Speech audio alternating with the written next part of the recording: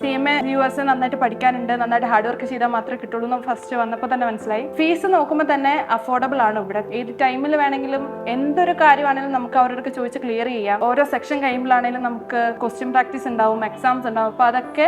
Hi, എൻ്റെ പേര് ജെഫിൻ, ഞാൻ കണ്ണൂരിൽ നിന്ന് വരുന്നു.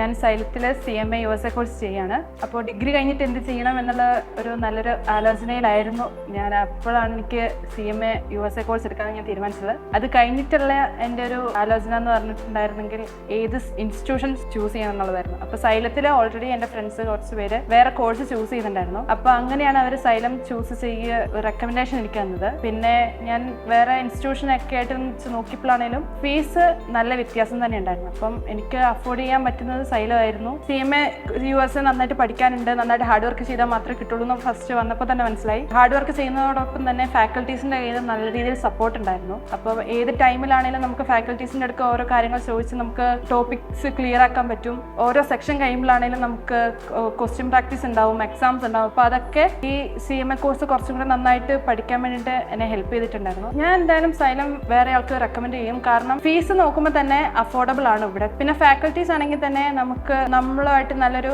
ടീച്ചർ സ്റ്റുഡൻറ് എന്നുള്ളൊരു റിലേഷൻ വെക്കാതെ നമ്മളൊരു ഫ്രണ്ട്ലി റിലേഷനാണ്. അപ്പോൾ അതുകൊണ്ട് തന്നെ നമുക്ക് എന്തോ അവരുടെ ഓപ്പൺ ആയിട്ട് സംസാരിക്കാൻ പറ്റുന്നത് തന്നെ ഒരു നല്ലൊരു പോസിറ്റീവ് കാര്യം ആയതുകൊണ്ട് തന്നെ നമുക്ക് എന്ത് ഡൗട്ട് വന്നാലാണെങ്കിലും എന്തൊരു കാര്യമാണെങ്കിലും നമുക്ക് അവരോടൊക്കെ ചോദിച്ച് ക്ലിയർ ചെയ്യാം. ഏത് ടൈമിൽ വേണമെങ്കിലും അവർ നമുക്കത് പറഞ്ഞു തരും. നല്ല സപ്പോർട്ടീവ് ആയിട്ടുള്ള ഫാക്കൽറ്റീസ് ആയതുകൊണ്ട് തന്നെ നമുക്ക് നമ്മുടെ കോഴ്സ് ക്ലിയർ ചെയ്യാൻ വേണ്ടിയിട്ട് നമുക്ക് എളുപ്പമായിരിക്കും.